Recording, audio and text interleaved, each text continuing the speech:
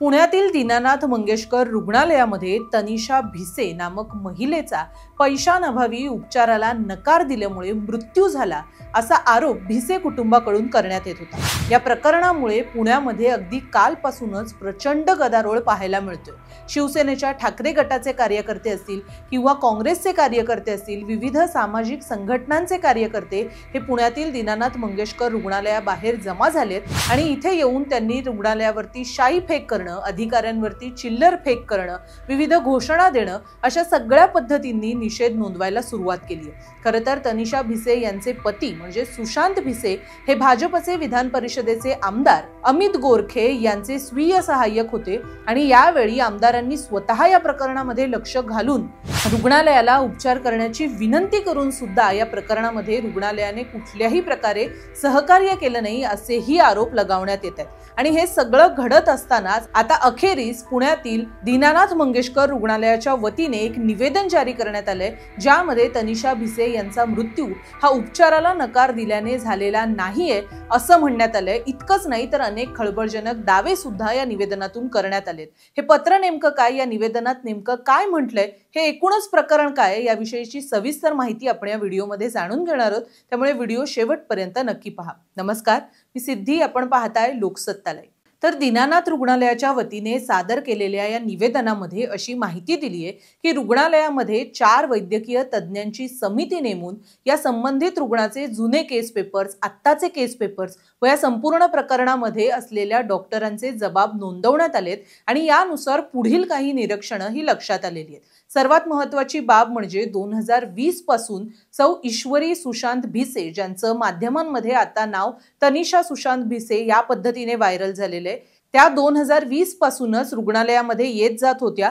यापूर्वी 2022 मध्ये त्यांच्यावर एक शस्त्रक्रिया पार पडली होती। यामध्ये 50% चॅरिटीचा म्हणजे सवलतीचा दर सुद्धा त्यांना तेव्हा लाभ मिळाला होता। यानंतर 2023 मध्ये त्यांची एकूणच प्रकृती पाहता व अगोदरच झालेली शस्त्रक्रिया पाहता रुग्णालयाच्या तर्फे भिसे कुटुंबियांना धोक्याच्या गर्भारपणाची आणि प्रसूतीविषयीची माहिती देण्यात आली होती आणि त्यामुळे तुम्ही याऐवजी मूल दत्तक घ्यावं असा सल्ला सुद्धा 2023 मध्येच रुग्णालयाच्या वतीने देण्यात आला होता। यानंतर आता थेट त्या 15 मार्चला म्हणजेच 15 मार्च 2025 ला इंदिरा IVF चे काही रिपोर्ट्स घेऊन रुग्णालयामध्ये पोहोचल्या होत्या। त्यावेळी त्या घैसास डॉक्टर यांना भेटल्या होत्या। खरं तर हे प्रकरण जेव्हापासून चर्चेत आलंय त्यावेळेपासूनच घैसास डॉक्टर हे नाव सुद्धा प्रचंड चर्चेत आहे। या डॉक्टरांनीच जर तुम्हाला परवडत नसेल तर तुम्ही ससून रुग्णालयात जा असा सल्ला या रुग्णांना दिला होता, त्यांच्या कुटुंबांना दिला होता, अशी सुद्धा चर्चा होतीये। तर घैसास डॉक्टरांना जेव्हा इंदिरा IVF चे रिपोर्ट्स घेऊन भिसे कुटुंबीय भेटलं त्यावेळेला सुद्धा त्यांनी त्यांना धोक्याची माहिती दिली होती आणि त्यानंतर 7 दिवसांनी आपण तपासणीला यावं असं सांगितलं होतं। यानुसार खरं तर त्या 22 मार्च 2025 लाच डॉक्टरांकडे तपासणीसाठी जाणं आवश्यक होतं, मात्र त्याही वेळेला त्या रुग्णालयामध्ये आल्या नव्हत्या असं निवेदनामध्ये नमूद करण्यात आलेलं आहे। याही शिवाय निवेदनात आणखीन एक दावा असा केलाय, कुठल्याही हॉस्पिटलमध्ये असा संकेत दिला जातो की प्रसूतीपूर्व तपासणी म्हणजेच ANC ही किमान 3 वेळा करणं आवश्यक असतं, मात्र या प्रकरणामध्ये तनिषा भिसे यांनी व त्यांच्या कुटुंबियांनी कुठल्याही प्रकारे ही तपासणीसाठी त्यांना रुग्णालयात आणलेलं नव्हतं किंवा ही तपासणी केली असेल तर त्याविषयी या रुग्णालयाला म्हणजेच मंगेशकर रुग्णालयाला कुठल्याही प्रकारची माहिती देण्यात आली नव्हती। आणि त्यानंतर आता जो प्रकार घडला त्याची सुरुवात झाली 28 मार्चला। 28 मार्च 2025 ला शुक्रवारी सकाळी 11:30 वाजता तनिषा भिसे त्यांचे पती व नातेवाईक यांच्या बरोबर पुण्यातील दीनानाथ मंगेशकर रुग्णालयाच्या बाह्य रुग्ण विभागात आल्या होत्या। या निवेदनामध्ये रुग्णालयाने विशेषतः नमूद केले की भिसे कुटुंबियातील कोणीही इमर्जन्सी वॉर्ड किंवा लेबर वॉर्ड मध्ये आलेले नव्हते। यावेळी डॉक्टर घैसास यांनी त्यांची प्रकृती तपासली असता त्यांची प्रकृती अत्यंत नॉर्मल होती व त्यांना कुठल्याही प्रकारच्या तातडीच्या उपचारांची गरज नव्हती असं सांगण्यात आलं। यावेळी डॉक्टर घैसास यांनी जोखीम बघता त्यांना ऑब्झर्वेशनसाठी रुग्णालयामध्ये दाखल करण्यात यावं असं सुद्धा सांगितलं होतं। व इतकंच नाही तर नवजात अर्भक केंद्राचे जे डॉक्टर आहेत त्यांच्याशी सुद्धा डॉक्टर घैसास यांनी भिसे कुटुंबियांची भेट घालून दिली होती।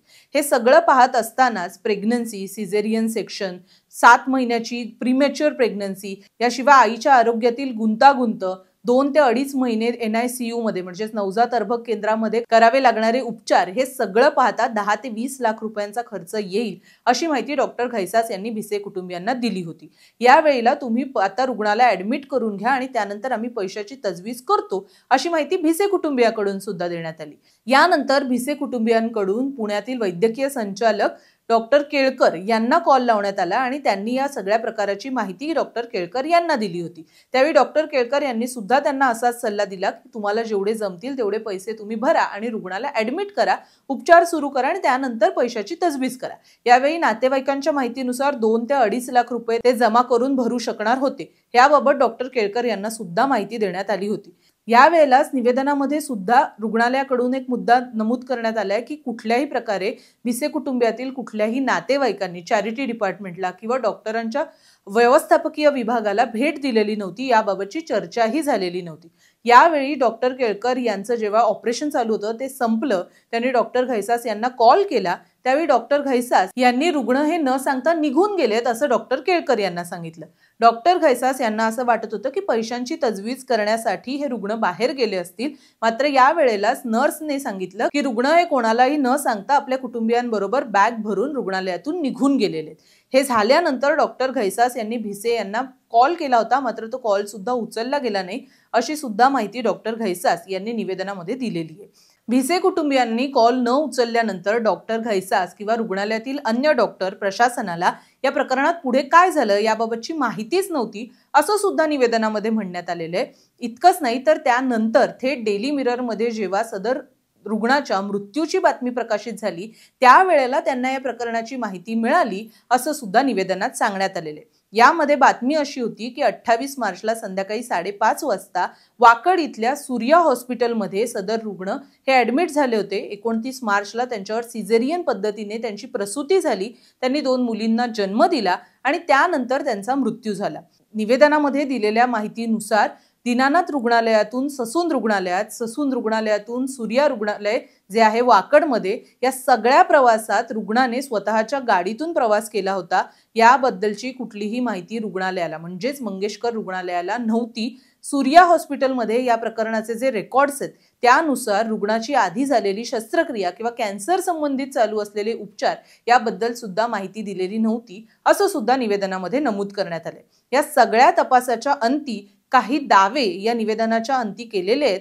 त्यामधून असं दिसून येतंय की रुग्णालयामध्ये ऍडव्हान्स मागितल्याच्या रागामुळे भिसे कुटुंबियाकडून अशा प्रकारची तक्रार केली असावी असा रुग्णालयाचा दावा आहे। याशिवाय अन्य 2 मुद्दे म्हणजे सदर रुग्णाच्यासाठी ही प्रेग्नन्सी ही धोकादायकच होती हे आधीपासूनच रुग्णालयामधून सांगण्यात आलं होतं, मात्र त्यावेळी कुठल्याही प्रकारे रुग्णालयातून दिलेला वैद्यकीय सल्ला हा ऐकण्यात आला नाही। यानंतर ANC तपासणी म्हणजे जी प्रसूतीपूर्व तपासणी 3 वेळा करणं आवश्यक होतं ती सुद्धा करण्यात आलेली नाही आणि हे सगळं करत असतानाच आणि जेव्हा शेवटी ही प्रकृती आणखीनच बिघडली, जेव्हा रुग्णालयामध्ये दाखल करण्याची वेळ आली त्यावेळेस सुद्धा आहेत तेवढे पैसे भरून तुम्ही ऍडमिट करा हा सल्ला डॉक्टर केळकर यांनी जो दिला होता तोही मानला गेला नाही असं सगळं निवेदनामध्ये सांगण्यात आलेलं आहे। थोडक्यात निष्कर्ष काढताना या निवेदनाच्या अंती असं वाक्य लिहिलेलं आहे की यामध्ये रुग्णालयात ऍडव्हान्स मागितल्याचा राग आणि त्यातही रुग्णाचा मृत्यू झाल्यामुळे आलेली निराशा या सगळ्यामुळे भिसे कुटुंबियाकडून हे प्रकरण तापवलं जातंय, ही तक्रार केली जाते।